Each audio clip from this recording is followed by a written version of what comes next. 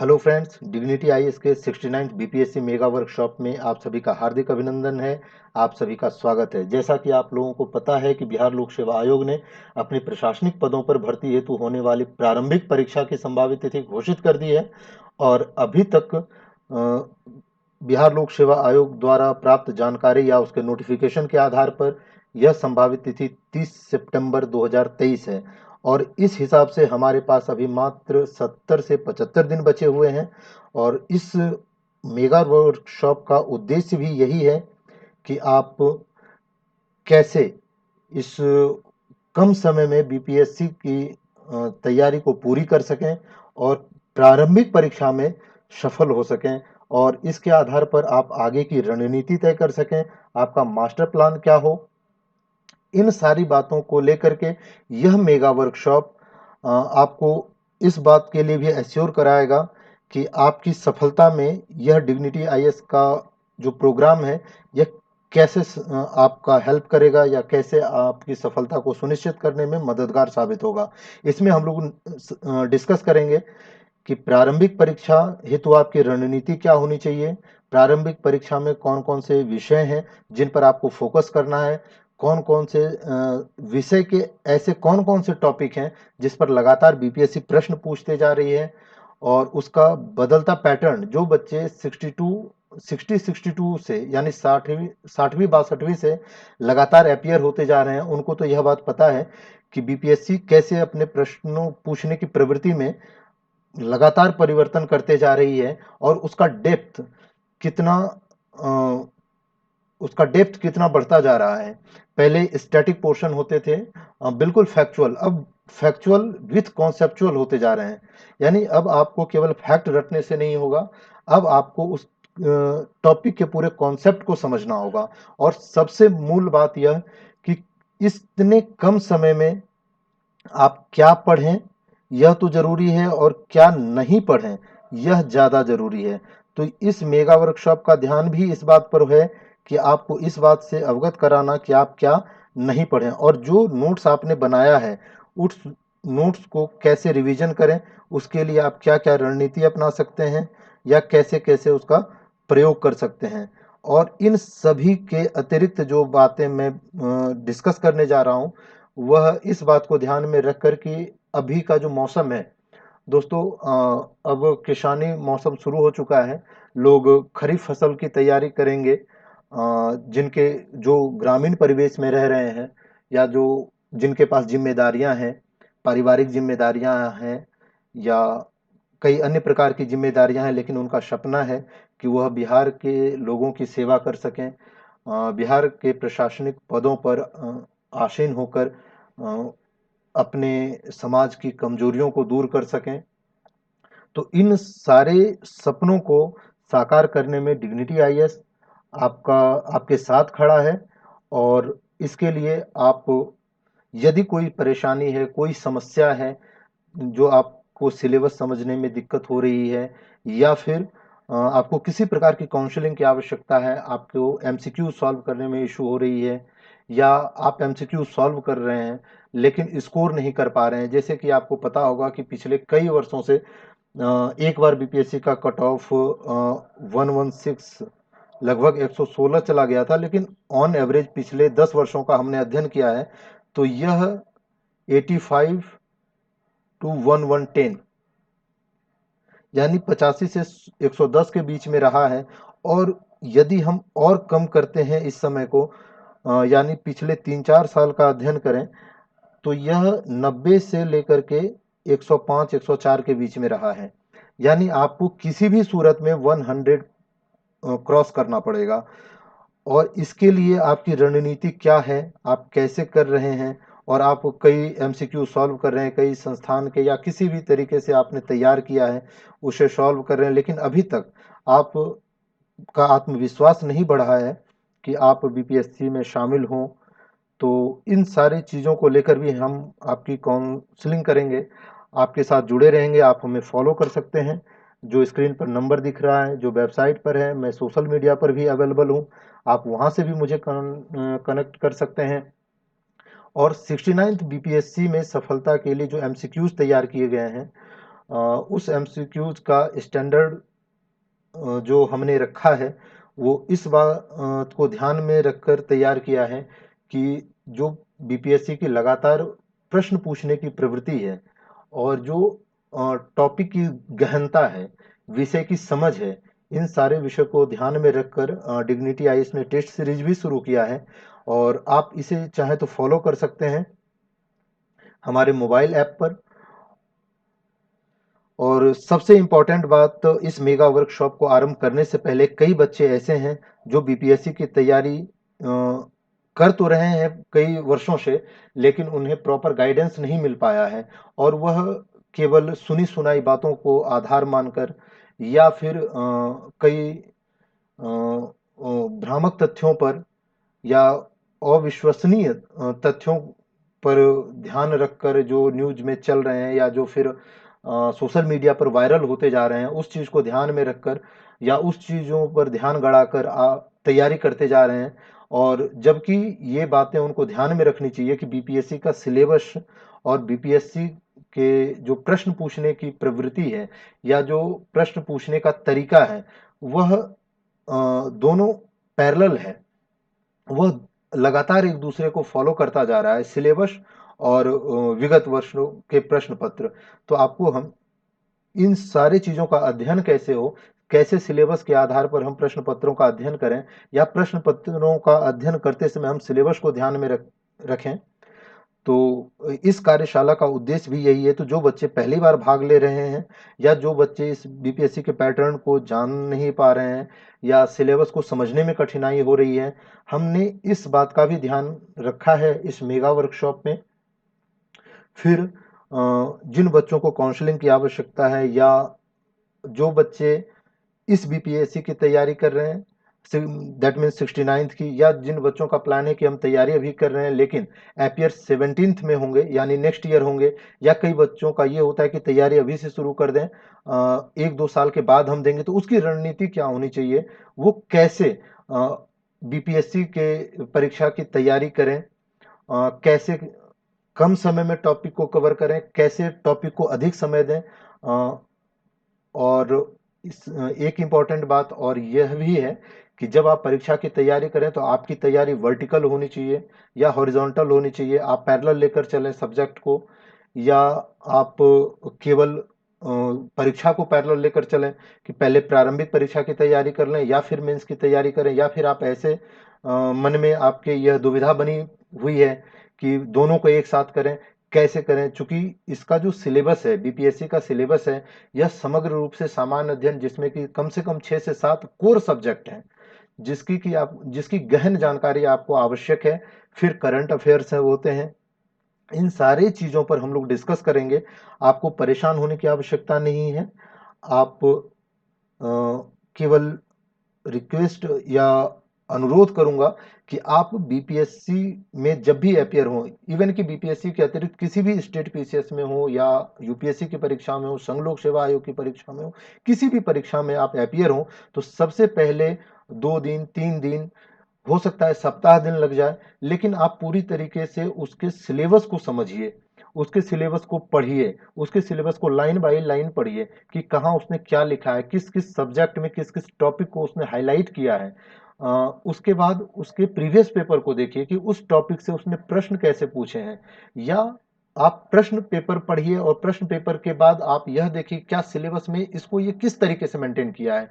जैसे आप संसदीय व्यवस्था पढ़ रहे हैं या फिर भारत का राष्ट्रीय आंदोलन पढ़ रहे हैं या फिर कृषि व्यवस्था देख रहे हो, करंट अफेयर कुछ भी देख रहे हो, या फिर आप न्यूज देख रहे हो, तो आप यह भी डिसाइड करें कि जो न्यूज आप देख रहे हैं, जो चीजें आप पढ़ रहे हैं, क्या वह आपके सिलेबस में कवर किया गया है, या जो सिलेबस में कवर किया गया क्या आप उसी के अनुरूप अपनी पढ़ाई कर रहे हैं। तो इन सारी बातों को ध्यान में रखकर यह मेगा वर्कशॉप तैयार किया गया है और इसका उद्देश्य भी यही है।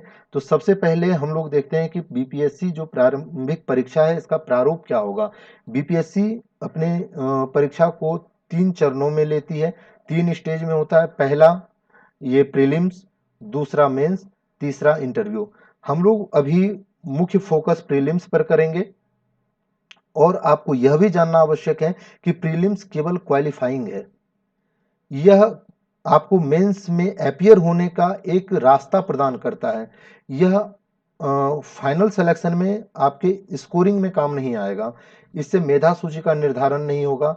यह एक तरीके से आप यह कह सकते हैं, यह छाँटने की प्रक्रिया है कि जो बच्चे मेंस में अपीयर होना चाहते हैं और जो वास्तव में मेंस के लायक हैं, उनको हम कैसे छांटें। तो बीपीएससी ने एक चरण तैयार किया, एक स्टेज तैयार किया है ये प्रारंभिक परीक्षा के लिए।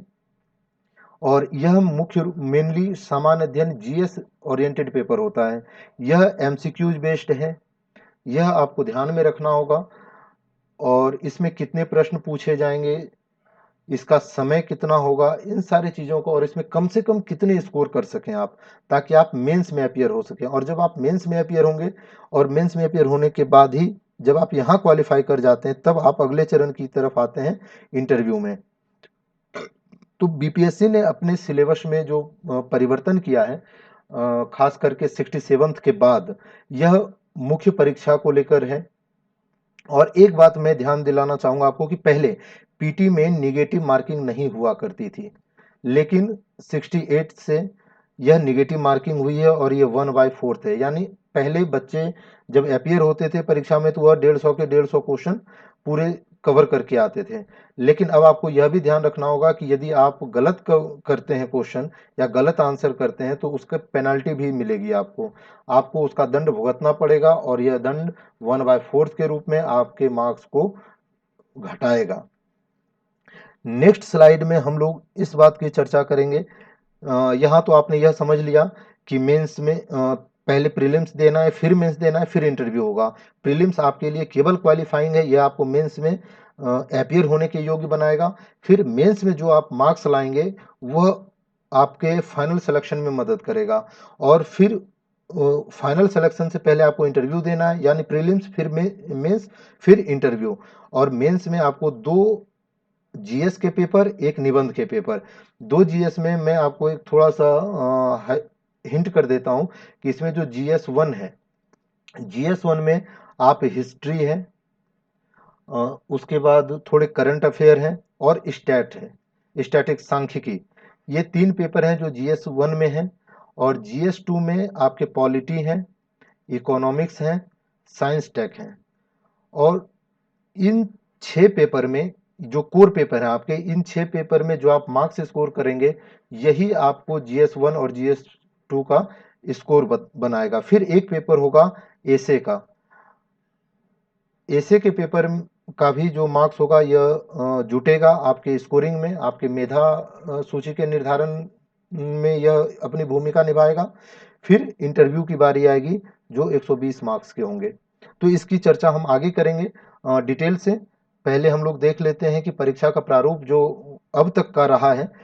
जैसा कि मैंने अभी आपको डिस्कस किया कि जनरल स्टडी पीटी में निगेटिव मार्किंग होते हैं और टोटल 150 क्वेश्चन होंगे और 2 घंटे का समय मिलेगा आपको और इसके लिए 150 मार्क्स होंगे। फिर बीपीएससी जब आप मेंस आएंगे तो जनरल हिंदी होगा, यह क्वालिफाइंग नेचर का है, इसके मार्क्स नहीं जुटेंगे, आपको एसे के मार्क्स जुटेंगे, जीएस पेपर 1 के और जीएस पेपर 2 के मार्क्स जुटेंगे। पहले ऑप्शनल के मार्क्स जुटते थे लेकिन अब नहीं जुटेंगे, यह केवल क्वालिफाइंग होंगे। यानी आपको अभी 300 एसे के लिए, 300 जीएस पेपर 1 और 300 जीएस पेपर 2, यानी 3 3 6 3 900 यहाँ पर हैं और 120 इंटरव्यू, यानी टोटल 1020 मार्क्स में आपका यह तय होगा कि 1020 मार्क्स में कितने क्वालिफाई करने के लिए आवश्यक हैं और आप कितना स्कोर कर पाते हैं। अगले स्लाइड में हम आपको यह बताने की कोशिश करेंगे या यह इस बात की चर्चा करेंगे हम लोग कि जब आप तैयारी कर रहे हो, चूंकि मैंने आपको कहा कि इसमें 6 से 7 कोर पेपर हैं, लेकिन सारे पेपर का समग्र अध्ययन कैसे करें, या जो बचा समय है, आपने तो तैयारी कर ली है, जो भी तैयारी आपको करनी थी, चूंकि अब बहुत कम समय है 70 से 75 दिनों में, तो हमें यह देखना पड़ेगा कि किस पेपर को ज़्यादा पढ़ना है, किस पेपर पर ध्यान ज़्यादा देना है और किस पेपर को थोड़ा कम समय देकर भी हम आगे बढ़ सकते हैं। तो आप देखें, यदि प्रवृत्ति विश्लेषण करें सब्जेक्ट वाइज या टॉपिक वाइज, तो आप देखें कि हिस्ट्री में अमूमन 63rd से लेकर के 68 8 तक लगभग 30 से 35 प्रश्नों का एवरेज रहा है इसमें। और पॉलिटी में 15 से 18 का रहा है। ज्योग्राफी में भी उसी तरीके से 12-15 ऑन एवरेज रहा है। इकोनॉमिक्स में भी रहा है। आप पर्यावरण पारिस्थितिकी को यदि नेग्लेक्ट भी कर देते हैं अभी कि जो आपने पढ़ा है उसी के आधार पर हम ले लें या करंट अफेयर्स में कुछ कवर कर लें, लेकिन 2-3 पेपर जो हैं जैसे हिस्ट्री, पॉलिटी, ज्योग्राफी, इकोनॉमिक्स, फिर साइंस एंड टेक और करंट अफेयर, ये कोर सब्जेक्ट हैं जो कि आपको करने पड़ेंगे। इससे आपका स्कोर बनेगा। और फिर सबसे लास्ट में होता है मानसिक अभियोग्यता परीक्षण, जिसको कि आप मेंटल एबिलिटी टेस्ट कह लेते हैं, या जिसमें आप मैथ, रीजनिंग या इस टाइप के सवाल बनाते हैं। तो ये अमूमन 10 से 12 प्रश्न हमेशा रहे हैं। और मुझे जहाँ तक लगा है अब तक के प्रश्नों का अध्ययन करके कि मेंटल एबिलिटी टेस्ट में बच्चे अमूमन 8 से ये 10 से 12 प्रश्न जो होते हैं या 8 से 10 प्रश्न होते हैं, तो इसमें 5 से 8 प्रश्न बच्चे बना ही लेते हैं। इनका स्टैंडर्ड मैट्रिक स्तर का होता है, बहुत हाई फाई नहीं होता है, बहुत टफ नहीं होता है। लेकिन जो कोर सब्जेक्ट हैं, हिस्ट्री हो, राज्य व्यवस्था है, ज्योग्राफी है, इकोनॉमिक्स है, इसके प्रश्न पहले स्टैटिक होते थे। हम लोग आगे इस पर डिस्कस करेंगे कि पहले इस तरीके का प्रश्न पूछ लिया जाता था कि राष्ट्रपति की चर्चा संविधान के किस अनुच्छेद में की गई है, या वीर कुंवर सिंह का संबंध किस स्थान से रहा है।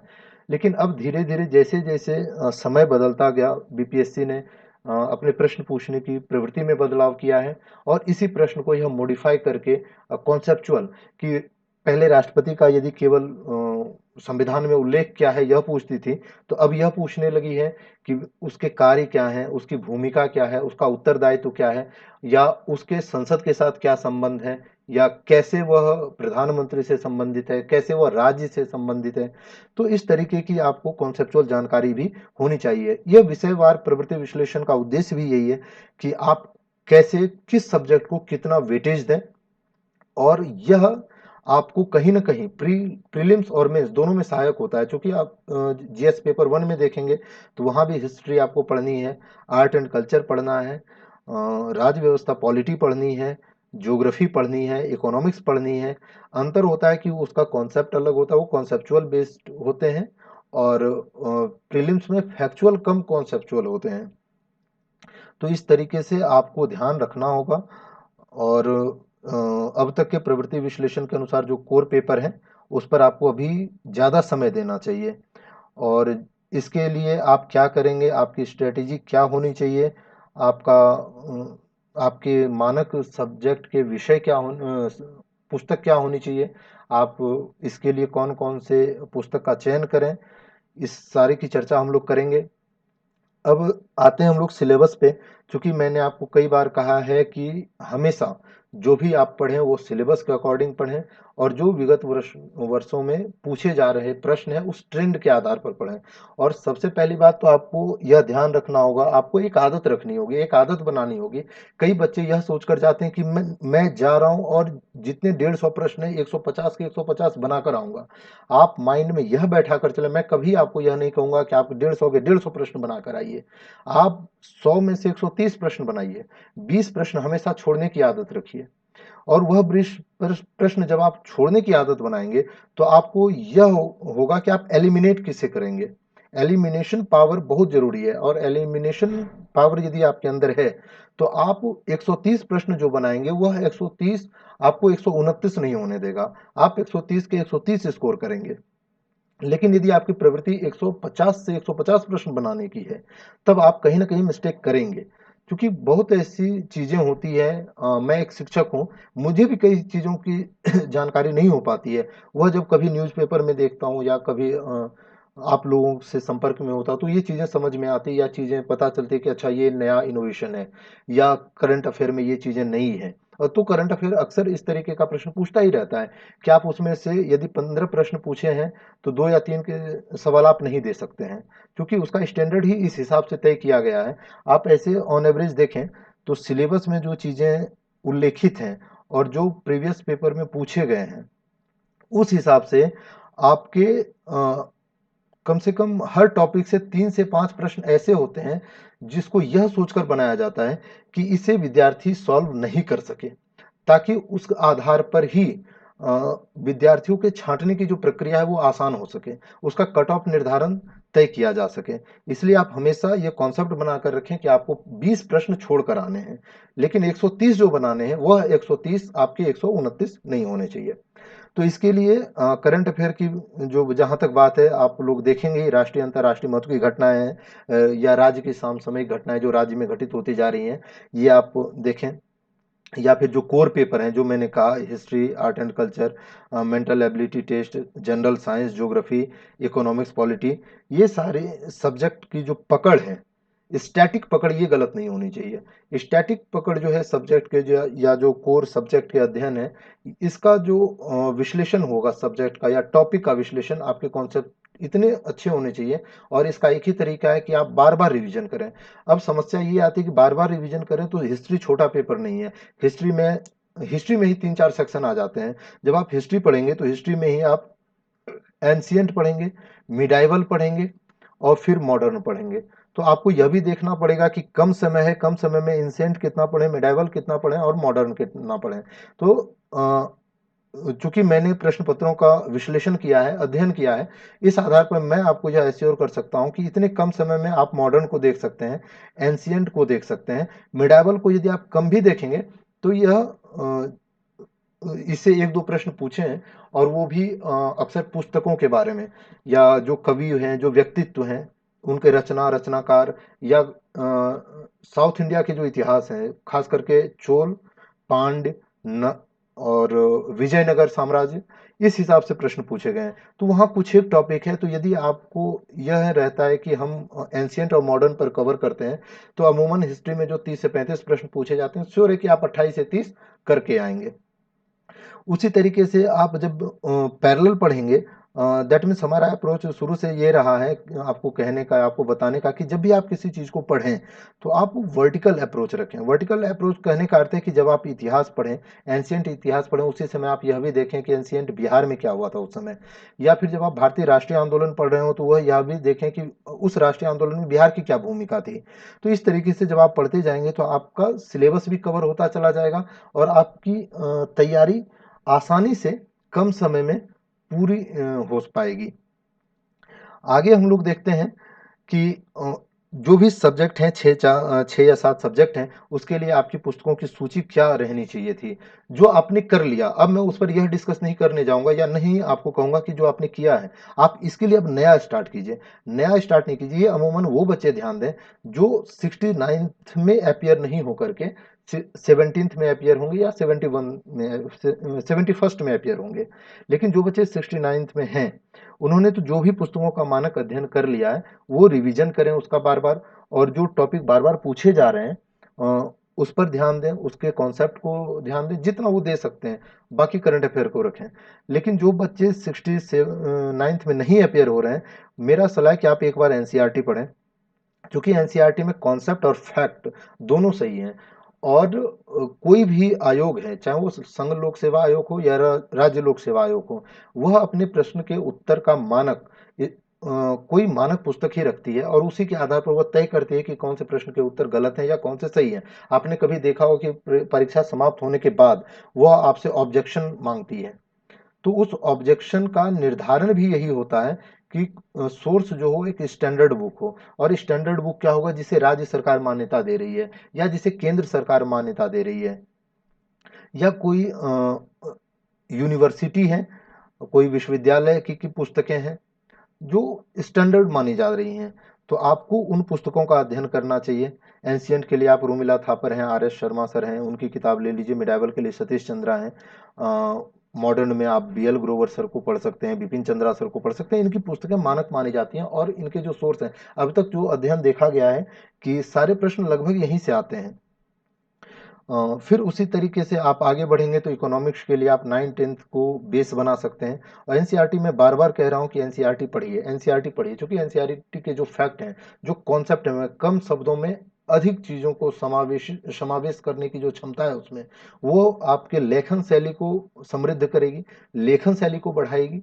और मेंस में पीटी तो आप निकाल लेंगे, पीटी का कॉन्सेप्ट जब आपका क्लियर होगा तो पीटी निकल जाएगा, लेकिन जब आप मेंस में जाएंगे तो मेंस में भी आपको बहुत कम समय मिलेगा, 2 से ढाई महीने का समय मिलेगा उसमें।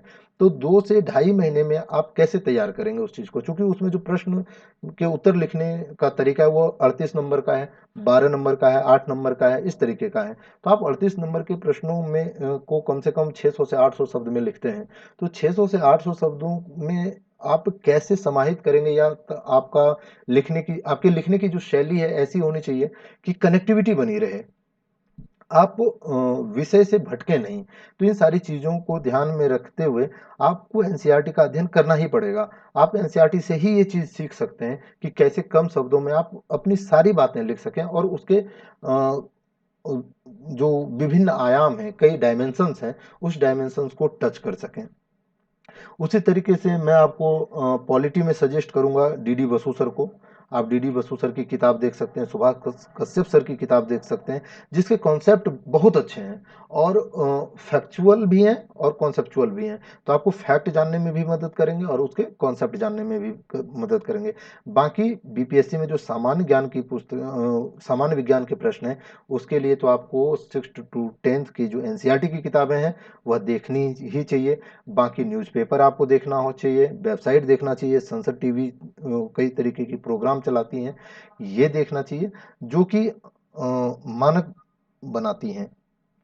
रीजनिंग के लिए कई बच्चे होते हैं जिनका मैक्सिमम तो नॉर्मल जानकारी होती है, इसके लिए कोई विशेष की आवश्यकता नहीं होती है, लेकिन कोई विशेष पुस्तक की आवश्यकता नहीं होती, लेकिन फिर भी जो चाहें वो आर एस अग्रवाल सर की किताब देख सकते हैं। अभिजीत गुहा सर की है वो क्वांटिटिव एप्टीट्यूड या मैथमेटिकल, बेसिक मैथमेटिकल टर्म्स हैं उसमें। टाटा मैग्रो हिल की आती है, आर एस अग्रवाल सर की है, वर्बल नॉन वर्बल रीजनिंग की है, तो ये आप लोग देख सकते हैं अपने हिसाब से। हाँ, अब आता है इंपॉर्टेंट पोर्शन, एक है बिहार स्पेशल, जिसमें कि आपको हिस्ट्री भी पढ़ना है, ज्योग्राफी भी पढ़ना है, बिहार का इकोनॉमिक्स देखना है, बिहार की पॉलिटी देखनी है, बिहार की शासन व्यवस्था देखनी है, बिहार के कुछ बिहार गवर्नमेंट द्वारा जो इनिशिएटिव्स हैं वो देखने हैं, बिहार सरकार की योजनाएं देखनी है, या जो बिहार सरकार सामुदायिक विकास कार्यक्रम चला रही हैं, या कई अन्य तरीके की जो जानकारी है बिहार की, जो बेसिक जानकारी होनी चाहिए, ताकि उस आधार पर आप बिहार के करंट को रिलेट कर सकें। इसके लिए मैं कहूँगा कि आप इम्तियाज अहमद सर की एक किताब आती है बिहार स्पेशल, बिहार समग्र करके, संदर्भ पब्लिकेशन के, आप उसको देख सकते हैं। डॉक्टर मनीष रंजन जो आईपीएस रह चुके हैं, उनकी किताबें आती हैं, आप वो देख सकते हैं। बाकी आप बिहार का वेबसाइट फॉलो करते रहिए, बिहार के लोकल न्यूज़ चैनल को देखते रहिए, ताकि उससे आपको अपडेट मिल सके। और यह अपडेशन आपको कहाँ हेल्प करेगा, करंट अफेयर में। करंट अफेयर में आप द हिंदू देख सकते हैं तो देखिए, इंडियन एक्सप्रेस देख सकते हैं तो देखिए, क्योंकि ये जो पेपर होते हैं या ये जो समाचार पत्र होते हैं, ये मैक्सिमम उन चीज़ों को कवर करते हैं जो नेशनल एवं इंटरनेशनल इशू को लेकर ज़्यादा चलन में है, या जो आपके परीक्षा के काम के हैं। फिर गवर्नमेंट के कुछ वेबसाइट हैं जैसे पीआईबी, एमईए, ये सारे वेबसाइट हैं, बिहार के न्यूज़ हैं, संसद टीवी, ये सब देखना पड़ेगा आपको। और बिना इसके किए आप मेंस में भी नहीं बैठ सकते, या मेंस में बैठ भी जाएंगे तो आप प्रश्नों का सारगर्भित उत्तर नहीं लिख पाएंगे, या समावेशन नहीं कर पाएंगे आप सारे आयामों का। तो आपको यह देखना पड़ेगा।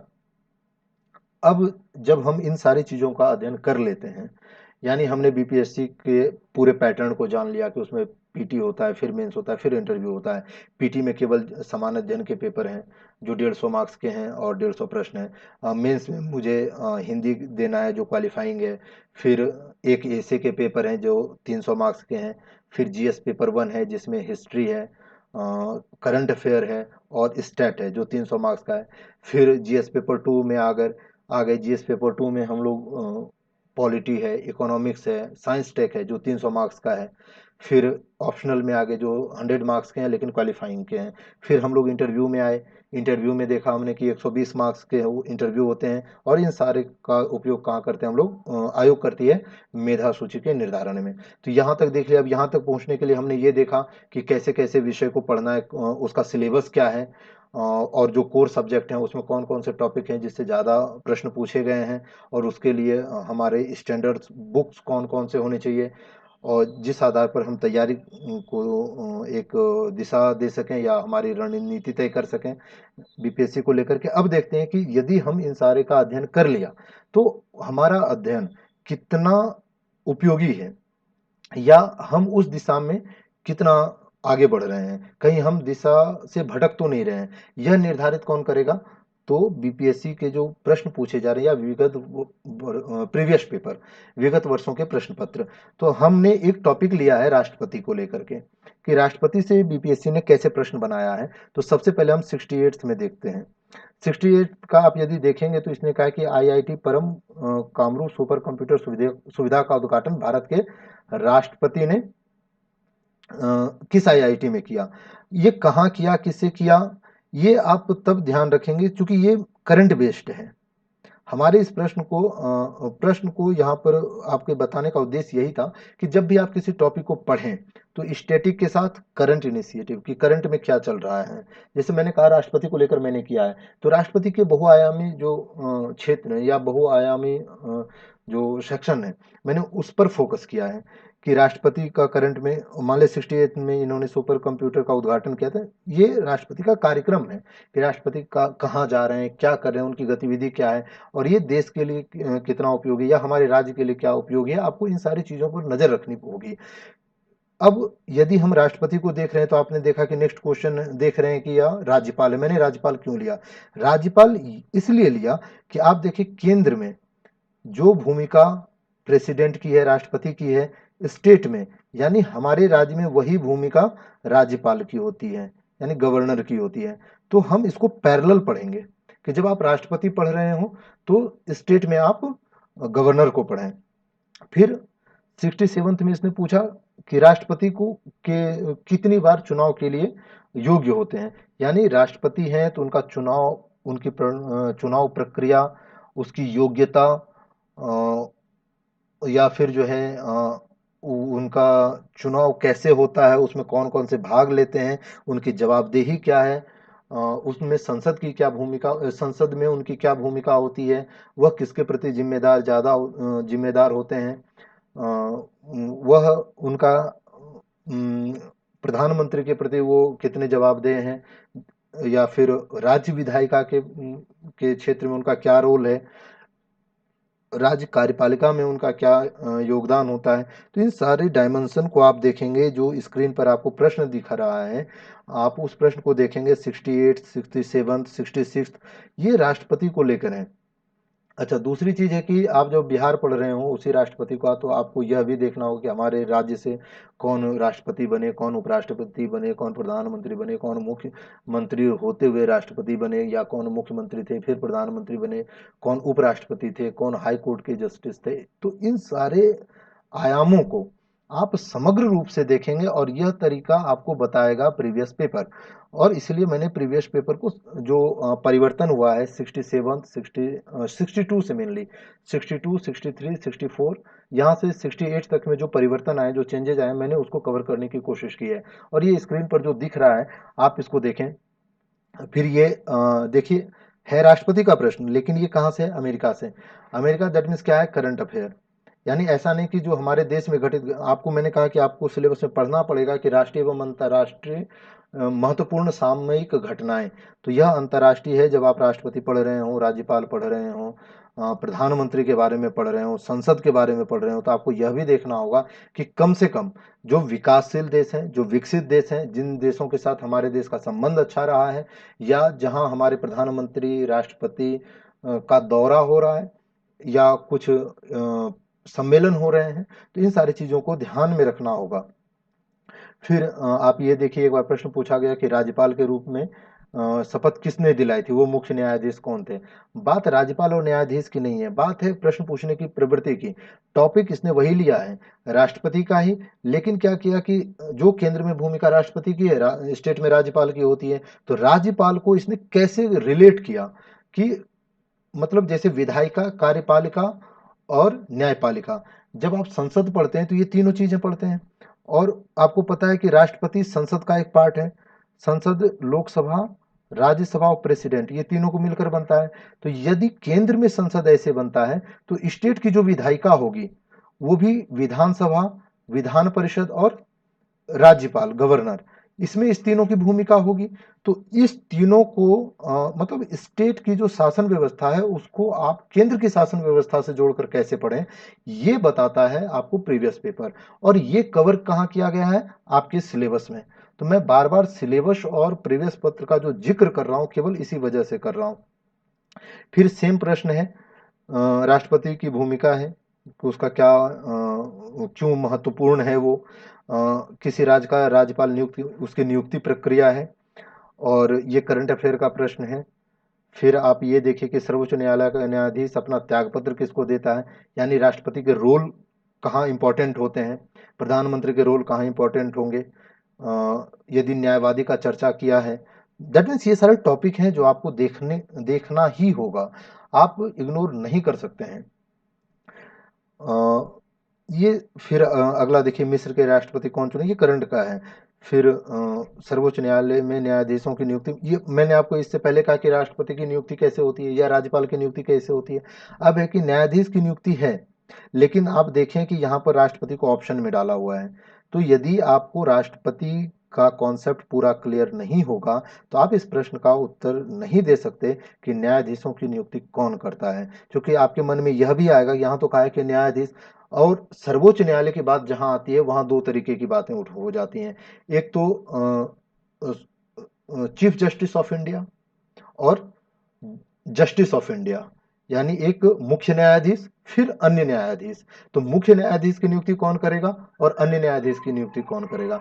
कहीं ये मन में सवाल हो जाता है कि कहीं ऐसा तो नहीं कि मुख्य न्यायाधीश की नियुक्ति राष्ट्रपति के थ्रू होती है तो अन्य न्यायाधीश की नियुक्ति मुख्य न्यायाधीश कर दे, या कोई अन्य संस्थाएं हैं, संसदीय व्यवस्थाएं हैं, या संसदीय विभाग हैं, संसदीय समितियां हैं। कई तरीके की चीजें उभर कर सामने आती हैं, और यह तब आती हैं जब आपका कॉन्सेप्ट क्लियर नहीं हो और परीक्षा में इस तरीके के प्रश्न आते हैं, और इन सारे ऑप्शंस को देखकर आपके मन में ये सारे सवाल उठने शुरू हो जाते हैं। तो इसलिए आपको कॉन्सेप्ट को पूरी तरीके से, यानी उसका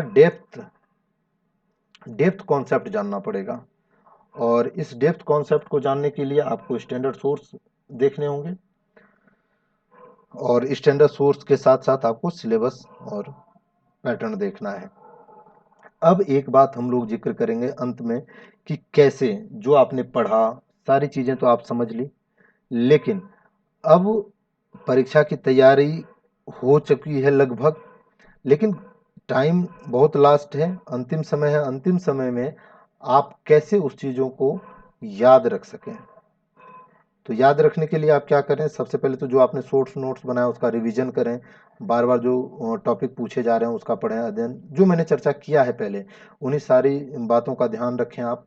और सबसे इम्पोर्टेंट चीज़ एक ये है कि सोशल मीडिया में जो अनावश्यक चीज़ें चल रही हैं उनसे बचें, क्योंकि आज ही मैंने एक नोटिफिकेशन देखा कि बिहार लोक सेवा आयोग ने एक नोटिफिकेशन जारी किया है कि सोशल मीडिया में जो भी अनावश्यक या भ्रामक चीज़ें फैलाई जा रही हैं, जिससे स्टूडेंट को भ्रम हो रहा है आयोग के बारे में या आयोग की पॉलिसी के बारे में, आयोग जो नोटिफिकेशन निकाल रही है या जो सूचना देना चाह रही है उसको सोशल मीडिया में जितने भी चैनल हैं, चाहे वो फेसबुक हो, यूट्यूब हो, ट्विटर हो, जितने भी प्लेटफॉर्म है वो अपने अपने तरीके से प्रेजेंट कर रहे हैं और बच्चों में भ्रम होता जा रहा है।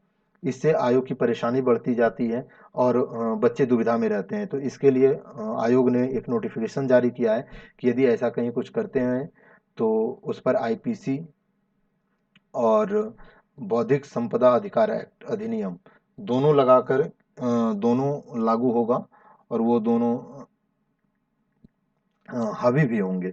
तो इस तरीके से आप सोशल मीडिया पर अनावश्यक समय बर्बाद न करें, और जो आपके मित्र हैं या जो सर्कल आपने बनाया है उस सर्कल में जो चर्चाएं की जा रही हैं या जो बातें हो रही हैं उस बातों का ध्यान रखें, और उसका एक शॉर्ट नोट्स बनाते चले जाएं ताकि वो परीक्षा में आपको अभी, दैट मीन्स जो बच्चे अभी तैयारी कर चुके हैं, कर रहे हैं, उनको सहायक हो, उनको हेल्पफुल हो।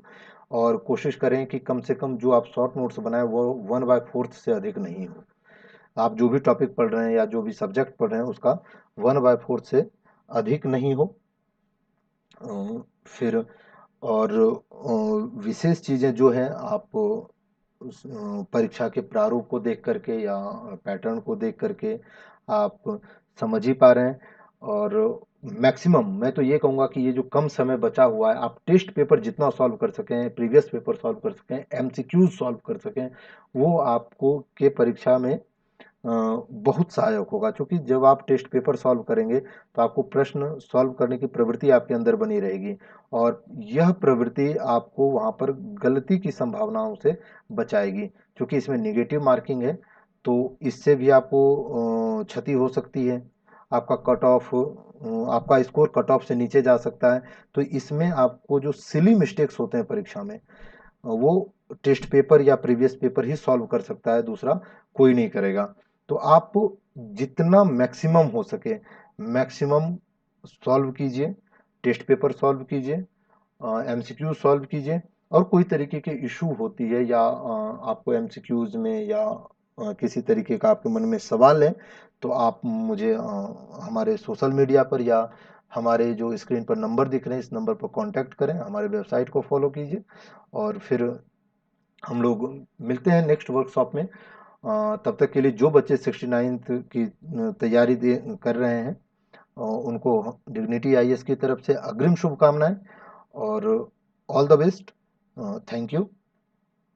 हम लोग फिर मिलेंगे नेक्स्ट वर्कशॉप में। फिर इनकेस कोई भी इशू होती है तो आप मुझे व्हाट्सअप कर सकते हैं हमारे नंबर पर। व्हाट्सअप पर भी अवेलेबल हूँ मैं, और टेलीग्राम पर भी अवेलेबल हूँ। आप जहाँ चाहें वहाँ मुझे फॉलो कर सकते हैं।